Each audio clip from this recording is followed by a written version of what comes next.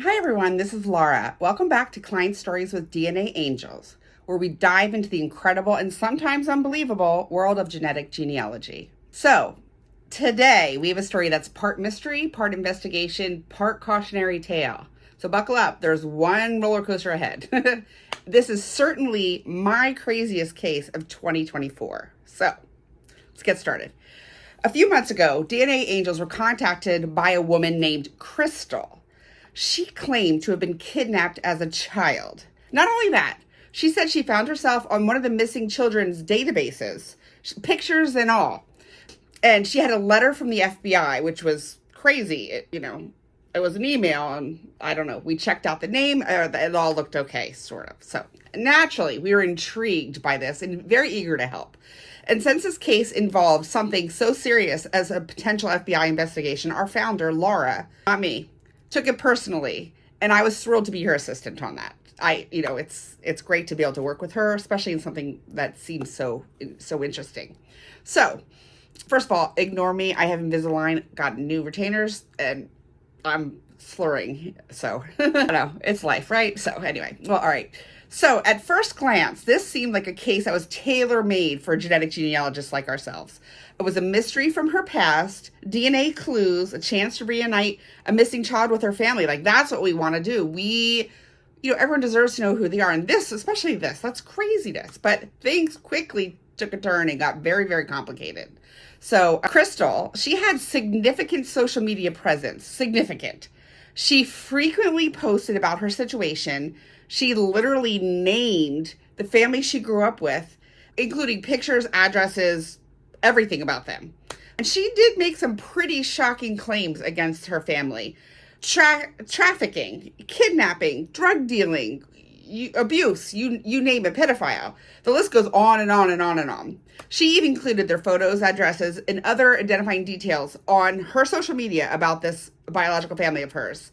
It was really, really intense. And it was not exactly the safest move, especially she had kids.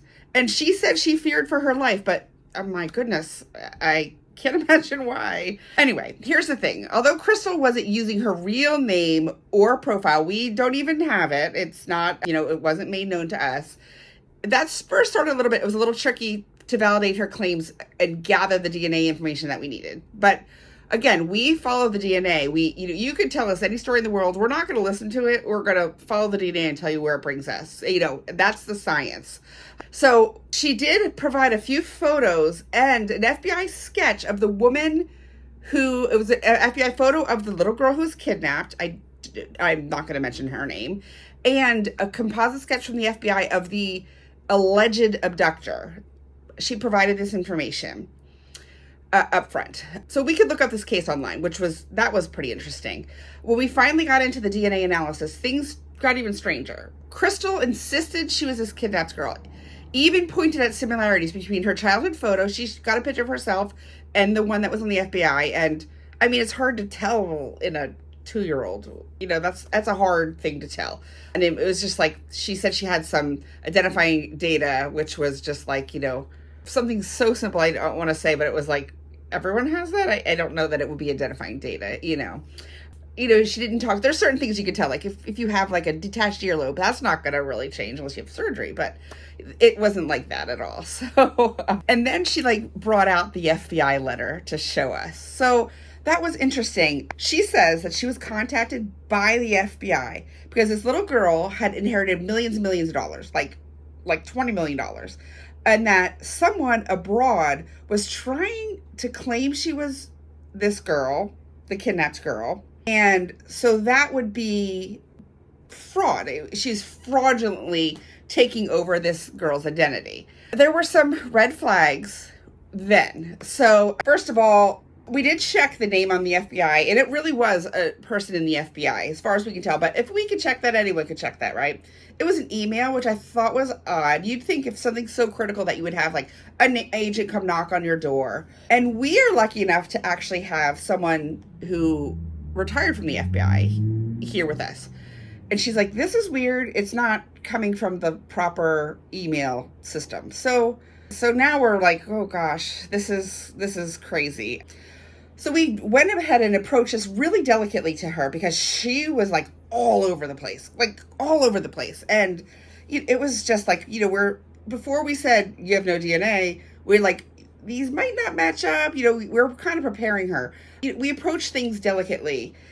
We do that in our normal everyday cases too, because it's tough to hear that, something that you believed is not true. And in her case, she deeply believed that this evidence was her and she was this person so much that she totally cut off, and what she did to her biological family. I just can't even imagine. So she was doubling down. We told her what we had found. She's doubling down on it, going back and forth. The DNA results are wrong.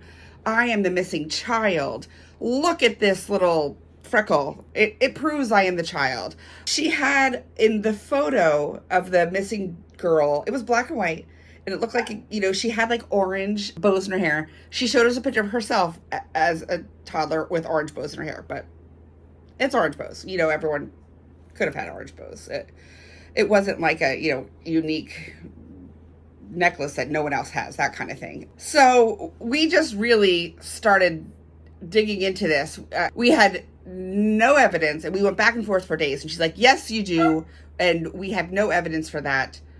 And let me tell you, we work for free. We volunteer to do this. And the two of us spent days along with two researchers. That's four of us working nonstop on this case for days, which, that takes away from clients who really need their family. But we told her all of this, and she suddenly just cut us off, deleted everything. It's totally abrupt end to the story. So besides us being really annoyed because our time is valuable, even though we volunteer. That's a service we do because we totally believe in helping people find their biological families. But this case left us with so many questions. Like, why was Crystal convinced she was this missing girl? Was there something deeper going on? Did someone put her up to this? Obviously, she did have some mental health issues for sure, and she needed some help.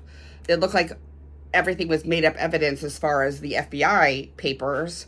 It was just crazy. Was there something deeper going on? I have no idea. And how you navigate these situations where someone's belief conflicts completely with hard evidence. And, it's a fine line between supporting a client and holding firm to the science. And not only in this case, that happens quite often. We do have a lot of people who are like, nope, that's not my dad. That's not my dad. But when we have the evidence that says it is, there's nothing really we can do to change their mind but provide all of the facts. And, we do write reports sometimes they can pay to have a report written to have it all down. It's, when you believe something in your gut, you believe it in your gut. So it was a difficult situation, but there's some important takeaways here, I believe. First of all, social media is very powerful, but it's not always the best place to share sensitive details, specifically when there's safety concerns. And Crystal has children. Even though she used a fake name and address, she still was like in the same town that they all lived in, that she grew up in. So it was very strange that she would not only herself, but put her kids through this. Second of all, trust the DNA. It's the cornerstone of genetic genealogy. As we say, DNA doesn't lie. Follow the DNA. And finally, always approach cases with empathy.